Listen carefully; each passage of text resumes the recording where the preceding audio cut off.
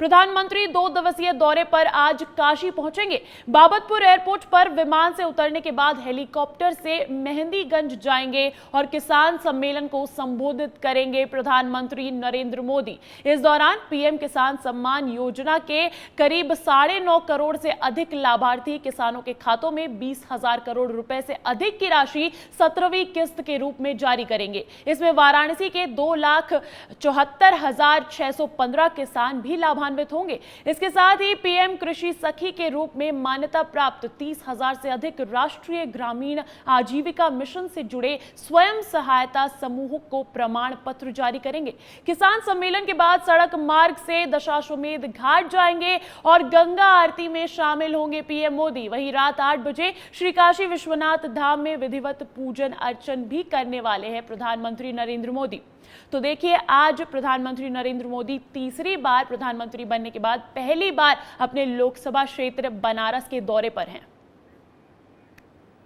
और इस वक्त की बड़ी खबर मिल रही है, अमरवाड़ा उपचुनाव में 35 भारतीय जनता पार्टी नेता करेंगे प्रचार। दरअसल भारतीय जनता पार्टी ने स्टार प्रचारकों की लिस्ट जारी कर दी है अमरवाड़ा उपचुनाव के लिए, जिसमें शिवराज सिंधिया समेत एमपी के केंद्रीय मंत्री करेंगे प्रचार। साथ ही साथ बीजेपी के कई दिग्गज नेता भी प्रचार प्रसार करने वाले हैं। अमरवाड़ा विधानसभा सीट पर 10 जुलाई को मतदान होने हैं, 13 जुलाई को मतगणना होनी है। उसको लेकर भारतीय जनता पार्टी तैयार नजर आ रही है। और अगर मैं बात करूं वहां के प्रत्याशी की, तो हाल ही में कांग्रेस का हाथ छोड़कर भारतीय जनता पार्टी में गए कमलेश शाह, उन्हीं को चुनावी मैदान में उतारा है भारतीय जनता पार्टी ने। वो अमरवाड़ा के विधायक रह चुके हैं लेकिन इस्तीफा दे दिया था। और जहां अब अमरवाड़ा में उपचुनाव की स्थिति पैदा हो गई है, अमरवाड़ा सीट पर उपचुनाव होना है, ऐसे में कमलेश शाह पर भारतीय जनता पार्टी ने एक बार विश्वास जताया है। और फिर अब जो अमरवाड़ा जाएंगे, अमरवाड़ा में वो नामांकन दाखिल करेंगे कमलेश शाह। तो उसको लेकर भी एक बड़ी अपडेट मिल रही है कि सीएम डॉक्टर मोहन यादव भी पहुंचेंगे उनकी नामांकन रैली में।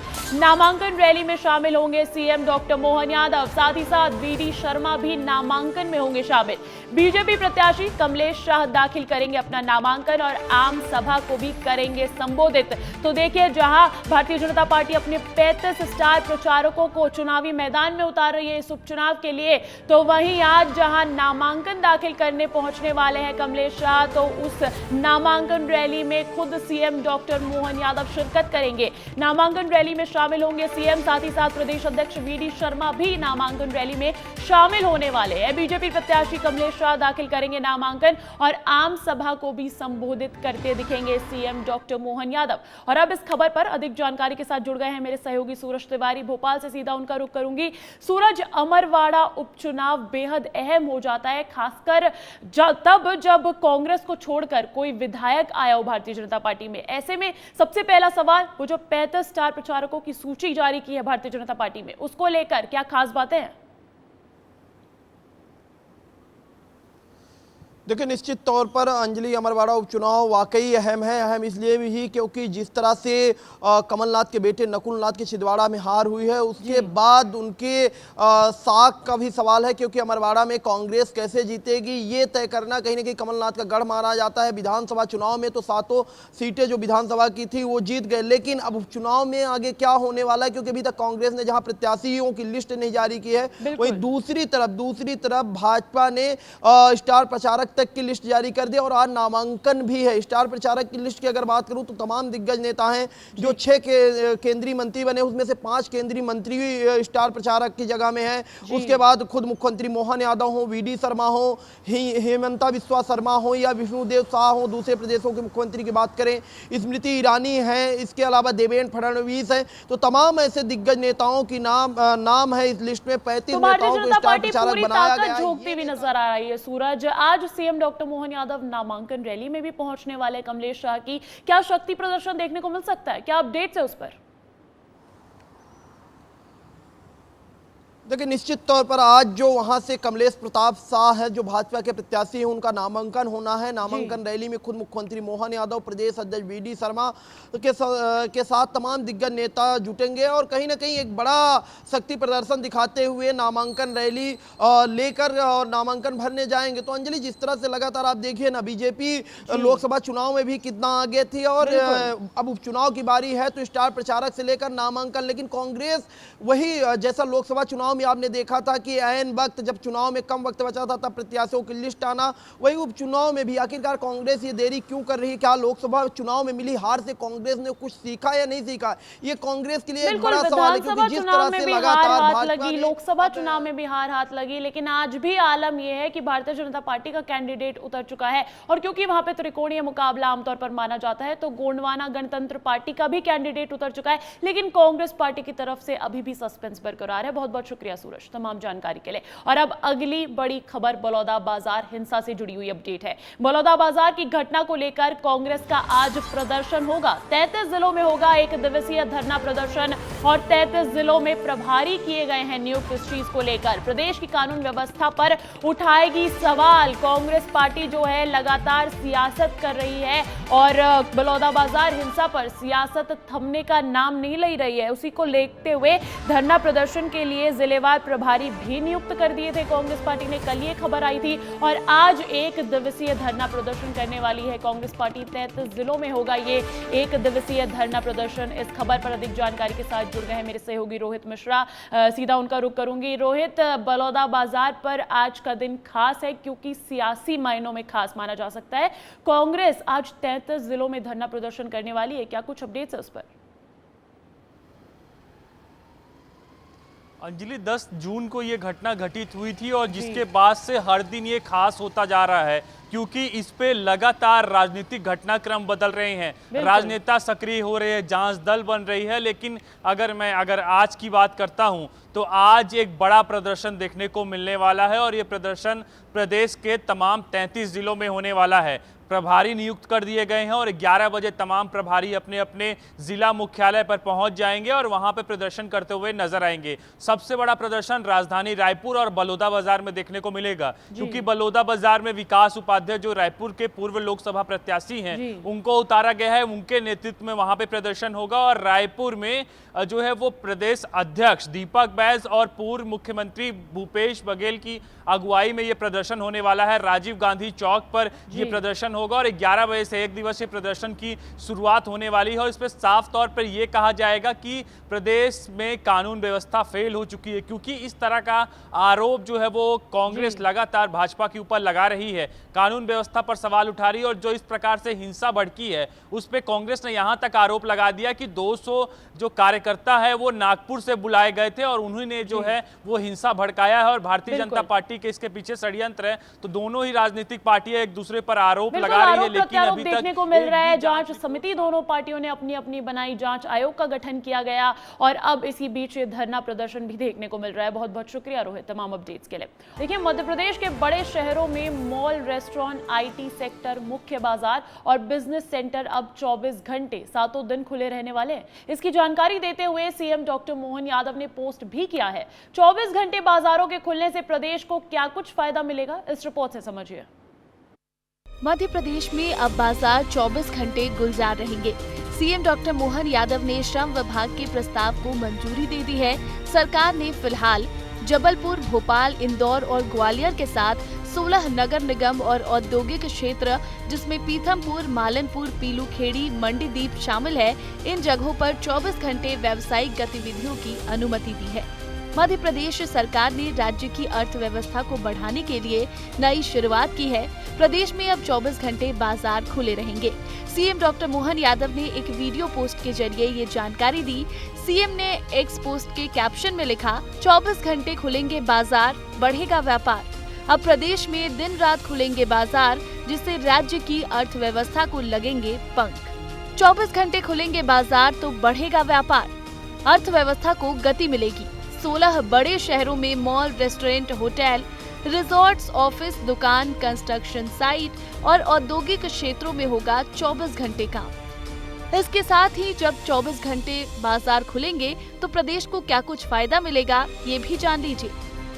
बड़े शहरों में व्यापार में बढ़ोतरी होगी, पर्यटन को बढ़ावा मिलेगा, रोजगार के अवसर बढ़ेंगे, ऑटो रिक्शा, ई रिक्शा संचालकों की आय में वृद्धि होगी, जीएसटी कलेक्शन में वृद्धि होगी। इसके साथ ही जरूरी सुविधाएं 24/7 उपलब्ध होंगी। हालांकि पब, बार, क्लब, शराब दुकानें नियत समय पर ही बंद होंगी।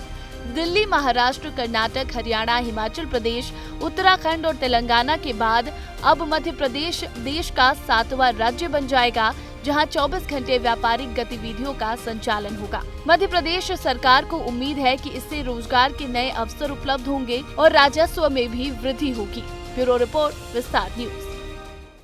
अच्छा, आपको याद होगा रायबरेली में जब सोनिया गांधी अपने बेटे राहुल के लिए चुनाव प्रचार करने आई थी, तब उन्होंने कहा था कि अपना बेटा सौंप रही हूं।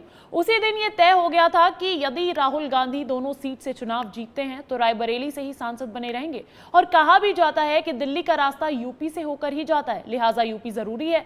तो अब तय हो गया है कि राहुल गांधी रायबरेली से सांसद बने रहेंगे। लेकिन कांग्रेस ने वायनाड से भी अपना नाता नहीं तोड़ा है। यहां से राहुल गांधी की बहन और अब तक चुनाव प्रचार के साथ रणनीति बनाने तक सीमित रही प्रियंका गांधी वायनाड से पहली बार मैदान में उतरने जा रही है। और यही मांग तो वायनाड से बार बार हो भी रही थी। एक रिपोर्ट तैयार की है, इस पर दिखाते हैं आपको। यूपी के रायबरेली और केरल की वायनाड सीट से लोकसभा चुनाव जीतने वाले राहुल गांधी ने निर्णय कर लिया है कि वो अब रायबरेली सीट से ही सांसद बने रहेंगे। लंबे मंथन के बाद राहुल गांधी ने वायनाड सीट छोड़ने का ऐलान कर दिया है। वायनाड सीट से राहुल 2019 में भी चुनाव जीते थे और अमेठी से हार के बावजूद वायनाड से जीतने के बाद राहुल संसद पहुंचे थे। लेकिन अब राहुल ने अपनी मां की विरासत को आगे बढ़ाने का निर्णय ले लिया है। हमारे नेता राहुल गांधी जी 2 जगह से चुन के आए हैं। कानून के तहत उनको एक सीट वेकेट करना पड़ता है और एक सीट पे वो कंटिन्यू कर सकते हैं। वायनाड सीट पर भी गांधी परिवार ने अपना दावा नहीं छोड़ा है, लिहाजा पहली बार चुनावी मैदान में उतरने का मन प्रियंका गांधी ने अब बना लिया है। आज प्रियंका गांधी के वायनाड से चुनाव लड़ने का ऐलान हो गया है। यानी अब तक कांग्रेस और राहुल गांधी के लिए प्रचार करने वाली प्रियंका गांधी वाड्रा वायनाड से उपचुनाव में मैदान में उतरेंगी। कांग्रेस अध्यक्ष मल्लिकार्जुन खड़गे ने इस बात की जानकारी दी। इस दौरान राहुल गांधी और प्रियंका एक दूसरे के गले मिलते हुए भी नजर आए। कानून इसके लिए इजाज़त नहीं देती, इसीलिए वो बड़े दुख के साथ, बड़े सोच समझ के हमने ये तय करा कि वायनाड से खाली सीट पे प्रियंका जी लड़ना चाहिए और इसीलिए हम पार्टी के ओर से और मेरे ओर से उनको धन्यवाद देता हूं कि हमारी बात को उन्होंने रखी है। गांधी परिवार के भाई बहन एक दूसरे के लिए हमेशा खड़े नजर आए हैं। राहुल गांधी ने भी अपनी बहन यानी कि प्रियंका गांधी वाड्रा को शुभकामनाएं दी हैं। पिछले 5 सालों में मैं वायनाड का एमपी था और वायनाड के सब लोगों ने, हर पार्टी के लोगों ने प्यार दिया, तो उसके लिए मैं दिल से धन्यवाद करता हूं और पूरी ज़िंदगी उसको याद रखूंगा। प्रियंका वायनाड से चुनाव लड़ेगी, मगर मैं भी पीरियोडिकली वायनाड जाऊंगा और जो वायदे हमने वायनाड को किए थे उनको हम पूरा करेंगे।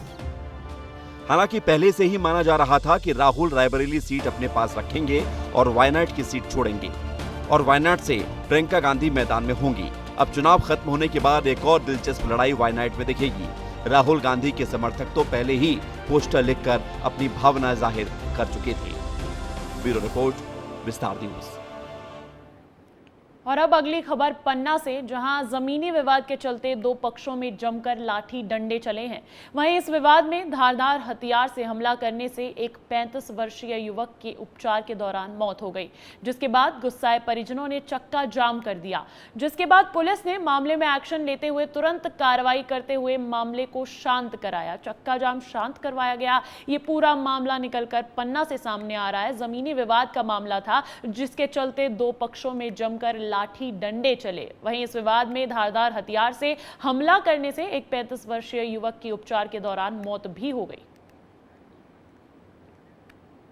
और अब अगली खबर मनेंद्रगढ़ से। मनेंद्रगढ़ के भगवानपुर गांव में मां चांग देवी विराजमान है, जहां इन दिनों मंदिर में एक भालू आकर्षण का केंद्र बना हुआ है, जो रोजाना सुबह और शाम के समय जंगल से निकलकर प्रसाद खाने के लिए मंदिर पहुंचता है और प्रसाद खाने के बाद करीब 1 घंटे तक मंदिर प्रांगण में घूमता है। इसके बाद वो वापस जंगल की ओर निकल जाता है। खास बात यह है कि भालू को देखने के लिए मां चांग देवी मंदिर में लोग भी जमा होते हैं, लेकिन अब तक भालू ने किसी को भी कोई नुकसान नहीं पहुंचाया है। भालू यही लगभग 1.5 माह से आ रहा है, दिन में आ रहा है। सुबह भी आ जाता है, शाम को भी। बस अपना नारियल प्रसाद खाता है, फिर जंगल चल देता है। आए दिन यहाँ जामवंत आते हैं, लेकिन किसी श्रद्धालुओं को कुछ नुकसान नहीं पहुँचाते हैं। वो अपना नारियल प्रसाद इत्यादि खाते हैं, जहाँ फोड़ते हैं श्रद्धालु लोग, उसी स्थान पर वो जा कर के रहता है, इधर उधर भ्रमण करता है मंदिरों में। और हम लोग जिस समय रहते हैं तो सभी श्रद्धालुओं से निवेदन करते हैं कि मंदिर प्रांगण से थोड़ा दूर होकर के दर्शन करें। और अब बात खेल जगत की भी कर लेते हैं। 2 जून से शुरू हुए T20 वर्ल्ड कप का लीग स्टेज खत्म हो चुका है और अब इंतजार है तो सिर्फ सुपर 8 मैचेस का। 2024 T20 वर्ल्ड कप में 20 टीम्स ने हिस्सा लिया था और इन 20 टीम्स को 5-5 के 4 ग्रुप में बांटा गया था। इन 20 टीम्स में से बेस्ट 8 टीम्स ने सुपर 8 के लिए क्वालिफाई कर लिया है। रिपोर्ट दिखाते हैं आपको।